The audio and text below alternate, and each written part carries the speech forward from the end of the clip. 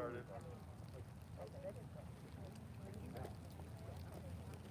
Ladies and gentlemen, I'm sorry for the technical difficulties. We're going to proceed with the service.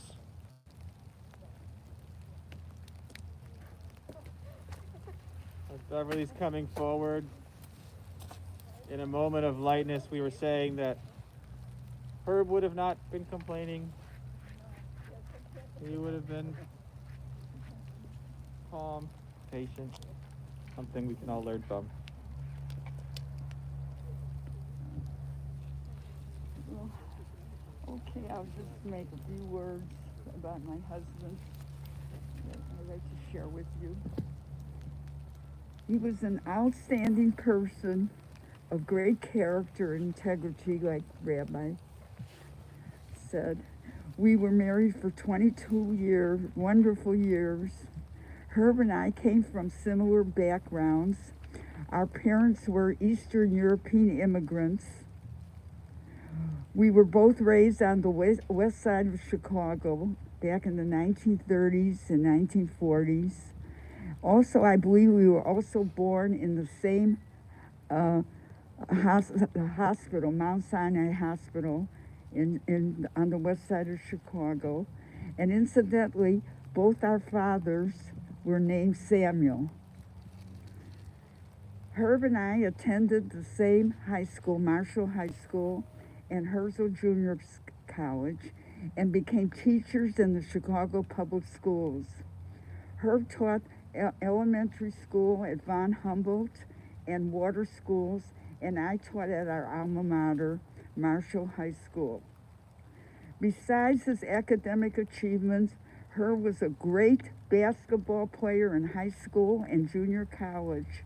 He subsequently became a great tennis player, and he taught tennis to many students for the Chicago and Skokie Park districts. Herb was an outstanding individual in many other ways. He volunteered after his retirement to help residents at the Lieberman Nursing Home with their activities, and he developed very close friendships with many of the residents. He also received the State of Illinois Award for helping new immigrants pass their citizen tests. The instruction took place in the various public libraries. Above all, Herb was a wonderful husband and person with outstanding love, compassion, and kindness for all people that he came in contact with.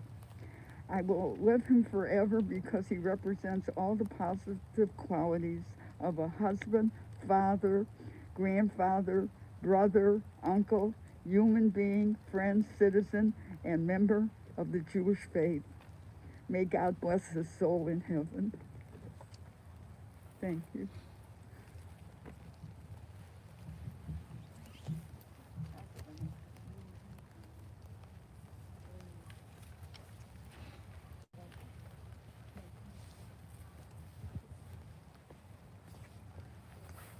I think I'm gonna keep my hood up.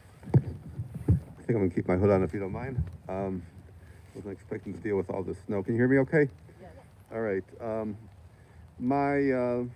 I think you all know me. My name is Joe Feldman. I'm here to talk about the life of my father, Herbert Feldman.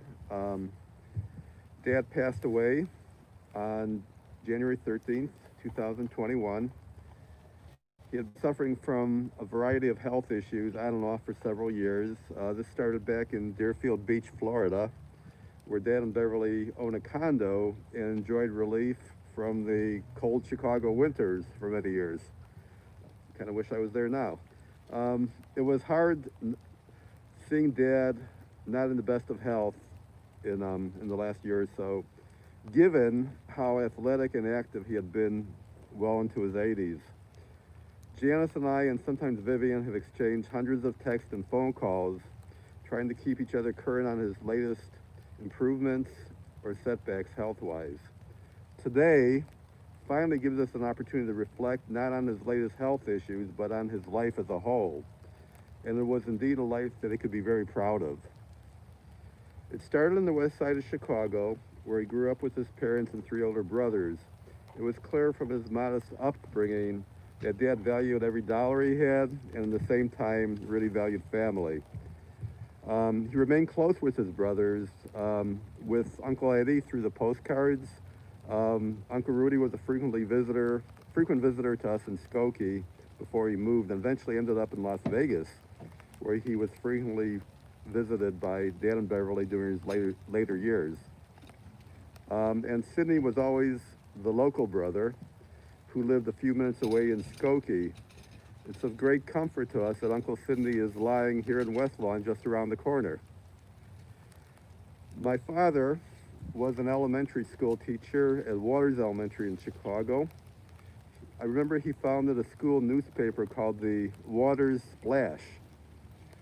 He was also a Chicago Teachers Union representative for many years. As a young child, I wasn't sure what that really involved, but it sounded cool. I would describe him as a kind of a strict father, and like many kids, I always felt that he didn't, quite get me, which led to a few clashes, but he didn't always articulate it well, but he and my mother somehow always got their point across. I give my father full credit for teaching me how to be a good person, to be mindful of the value of family, value hard work, and be financially responsible. He definitely gets a big assist for Linda and I having a good credit rating and a high FICO score. Most of you know that my dad was a big sports fan. Going to sporting events was always a great bonding experience with us, primarily the Cubs, the White Sox, and the Bulls. With the Bulls, it was back in the Jerry Sloan, Dick Motta, Bob Love era, and I remember he would always, Mr. Page here, he would always park on the street rather than pay for parking in the old Chicago Stadium, even if it resulted in some rather shady characters asking us for money to watch our car. I wasn't quite sure if the cost of watching our car exceeded the price of paying for parking, but that's what he preferred to do. And so we'd park, and then we'd walk for a few blocks in the freezing cold weather to get to the stadium. And that's, I think, what's inspired me to move to a warmer climate, to be honest with you. So always a Cub fan at heart, he had to deal with my rebelliousness becoming a White Sox fan at age 11, which caused a few more conflicts. Eventually we kind of agreed to tolerate each other's teams, and ended up attending games for both the White Sox and the Cubs. Of course, he was not only a sports fan, but extremely competitive sports participant. Many of you who have lost to him in tennis and ping pong can attest to that. He often talked about playing basketball for a 5'7" and under team in high school. An avid tennis player, I have great memories of him taking me to watch him play at the Fullerton Tennis Club in Chicago and seeing him win a few trophies there. He gave tennis lessons, I think Beverly might have mentioned this, for both the Chicago and Skokie Park districts. Even well into his 70s, I remember him enthusiastically joining some pickup basketball games we had in my cousin Stuart's driveway. Excellent in table tennis as well. Unfortunately, while sharing his interest in sports, I didn't inherit much of his athletic ability. I think I got that from my mom's side, unfortunately. Always a loyal and devoted husband, he was married to my mother for nearly 40 years and Beverly for over 20.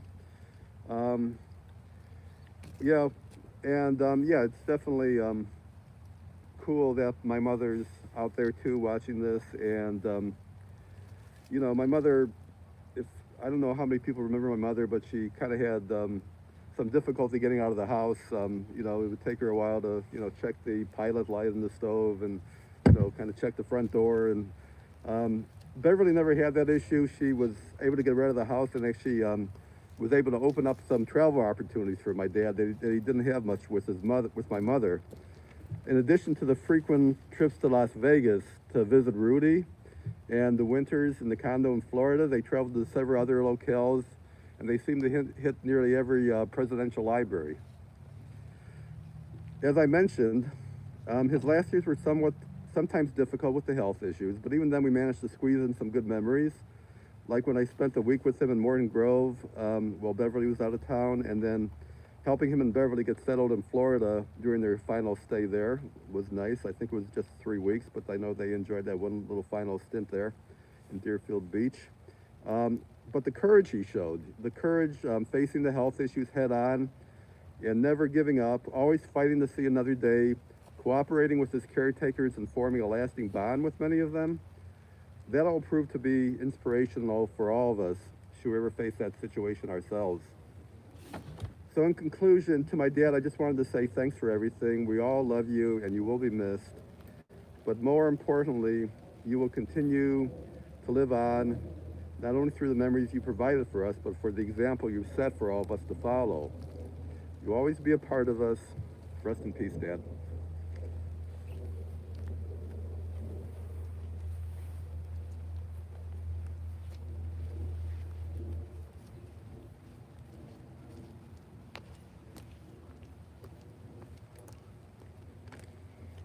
Joe, that was a beautiful tribute.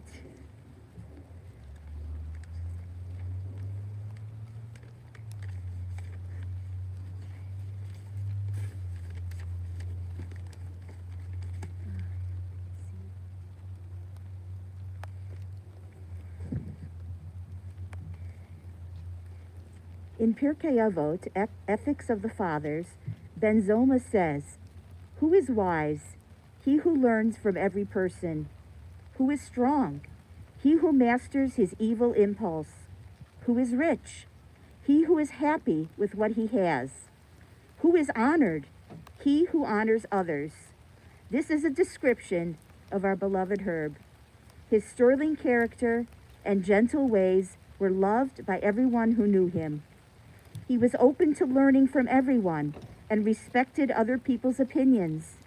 He was very careful with his speech, and in the 22 years that I've known him, I've only heard him speak kindly of every single person he ever met or knew. What a beautiful example he sets for us. Herb was always satisfied with his lot, not consumed with material things, and grateful for every large and small act of kindness. He himself was full of kindness and compassion, and I was always inspired by his passion for volunteering and helping people. I could see Herb's kindness even in the smallest acts, like how he always quietly cleared his own plate at every meal, and how he wanted to help my mom around the house. Acts of kindness are never forgotten, so even though you, Herb, are not physically with us now, you will never be forgotten. Herb's humility also made him very easygoing, relaxed, and forgiving. Herb, I'd like to take this opportunity to ask for your forgiveness if there was anything I ever did to hurt you.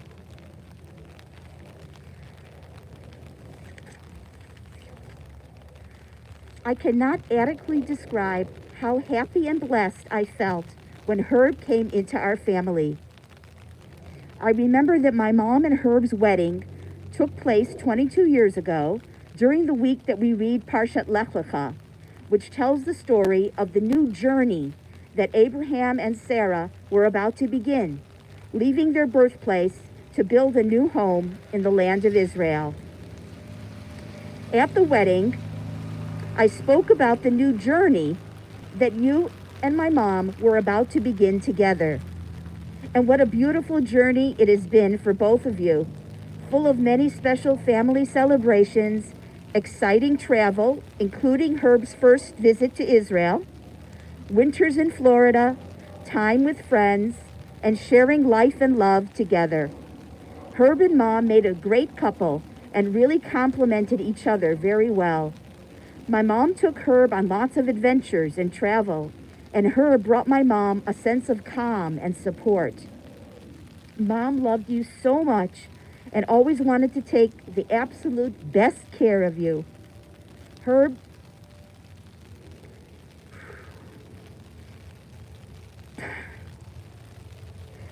we will miss you so much, and we will always love you as you begin your next journey to reunite with Hashem, your Maker. May your beautiful soul be bound up in the bond of eternal life. Amen.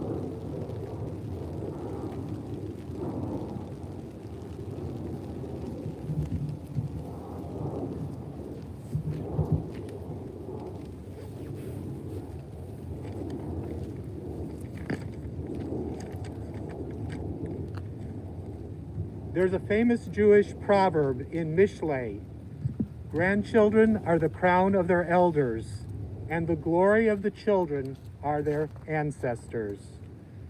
Our children, Benjamin, Naomi, and Aaron, so loved their Saba Herb. Today, Naomi is here with us here in person, representing her siblings. And although Benji and Aaron could not be here in person, they are joined with us virtually, and they wanted to share a few thoughts about Herb, which I will read on their behalf. First, from Aaron. No one ever had a bad thing to say about Papa Herbie. He was a sweet man with a charming smile, and always good for a joke or two.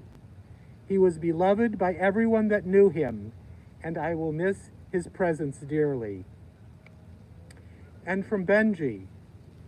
Herb entered my life and the lives of my family as easily and silently as a deer moves through the forest. He fit in naturally, as if he always belonged there. His easygoing attitude and good-natured way of relating to us made him an instant hit. Herb's Hebrew name, Herschel, means deer, and while he was certainly deer-like when roaming the tennis courts, there are many more facets of a deer that his character reflected. Herb was the consummate sportsman and the consummate good sport, and even when his veteran tennis tricks beat me time and again, I always felt that I had won anyways. The Hebrew word for deer is tzvi. Tzvi shares a root with the Hebrew word for tzava. Rabbi Shimshon Raphael Hirsch explains that a core characteristic of an army is that although it is made up of disparate people and personalities, it is unified for a united purpose. Herb was a U.S. Army veteran, and he inspired us to treat others as though they were our comrades in arms. And like the biblical hero Aaron of this week's Parsha, Herb was kind, patient, considerate about the needs and the feelings of others, a friend to all, a peacemaker, and a unifier. Tzvi is also used in reference to the land of Israel in Yechezkel, to describe Israel as the most desirable, the best of the best. One commentator, the Radak, clarifies that this is because of its perfectly balanced climate. For us, Herb was the best of the best, and we will always remember his balanced good nature. Herb was also funny and ready with a joke or a story. Even after many years of being family, when we had already heard some of the jokes a number of times, they were always great to listen to because of how he told them. The Talmud in Ketuvot expands on the use of the word tzvi to characterize the land of Israel by explaining that just as a deer is bigger than its skin, so too the fruits of the land of Israel are more plentiful than the land itself. For us, Herb's memory, legacy, and kindness will extend far beyond the space of his physical presence. It will expand as the years go on, continuing to fill our lives with the fruits of his life. Finally, Tzvi shares a root with the word yatsav, which means rooted and grounded. The connection between the two is that something desirable always remains in one's thoughts, as if it were constantly standing in front of them. And may it be for us that Herb's teachings personality, and life always remain firmly in our blessings and continue to inspire us every day.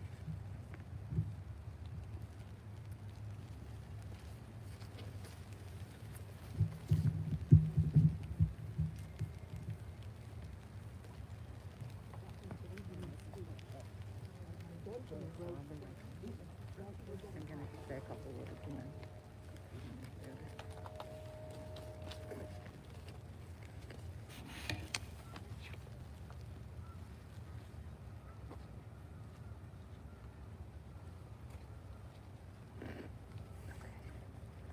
All right.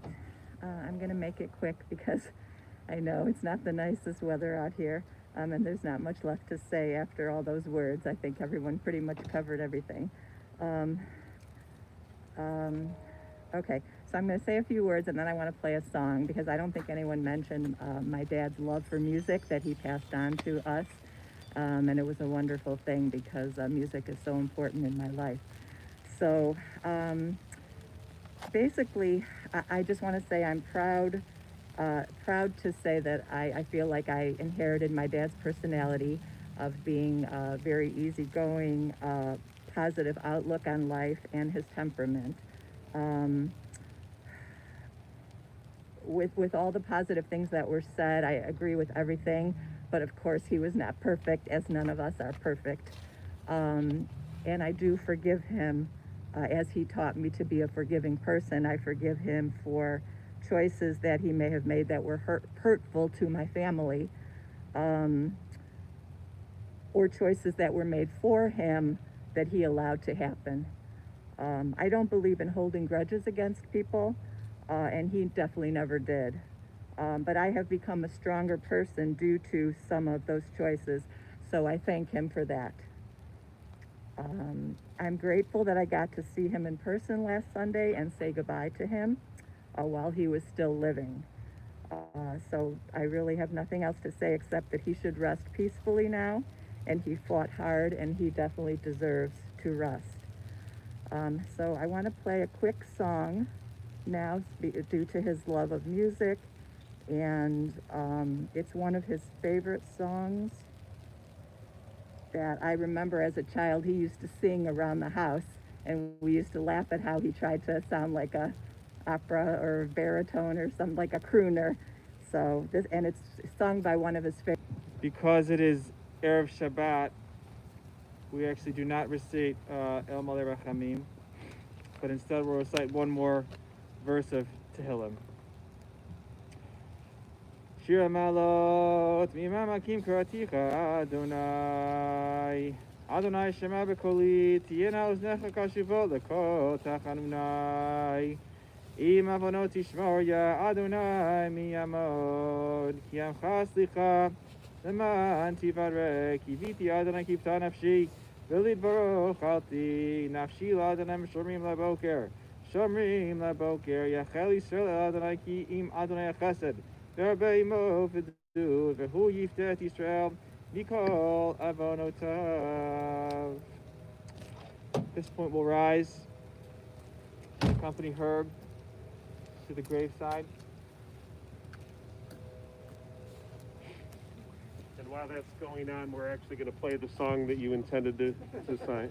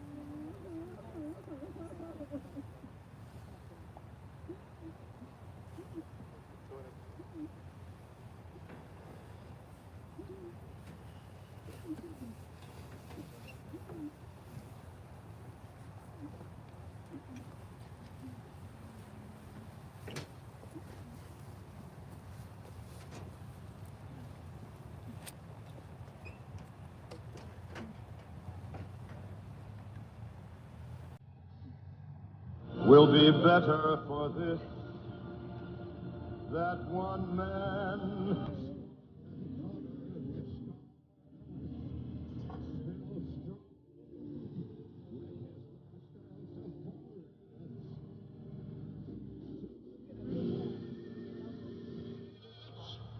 The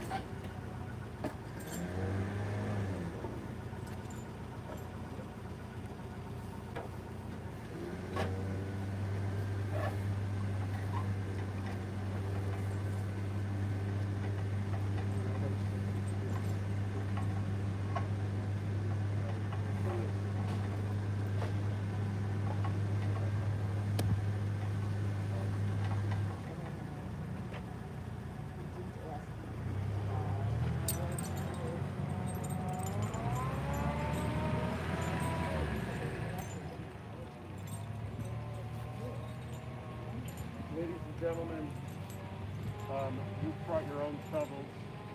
You do have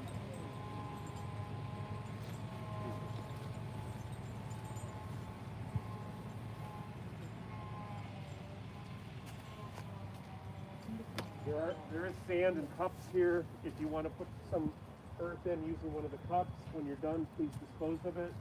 If you're going to use one of the shovels that you brought, please make sure you're wearing gloves. And please do not, please remain socially distant. You can come up at this time and do this. You want to put some earth in? Yeah.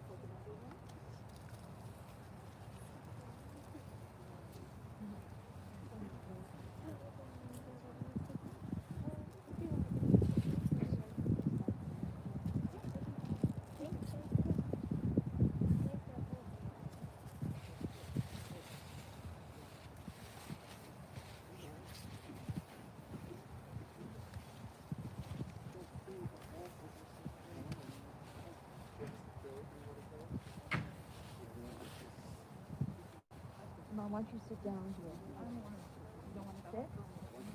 I'll put the flag here. Okay?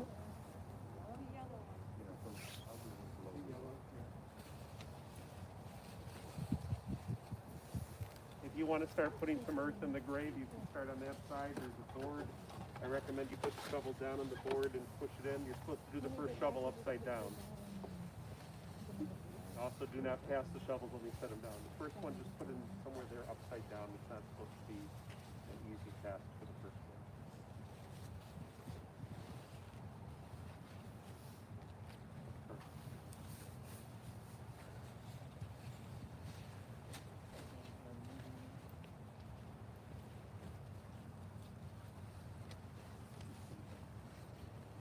Nope. Place it down. You don't pass it. Thank you. That's religious reasons, not COVID reasons. Okay.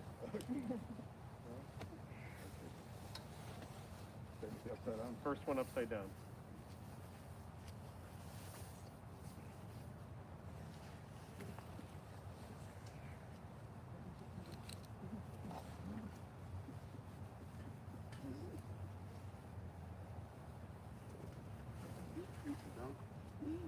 If that shovel's to be used again, yes, place it down.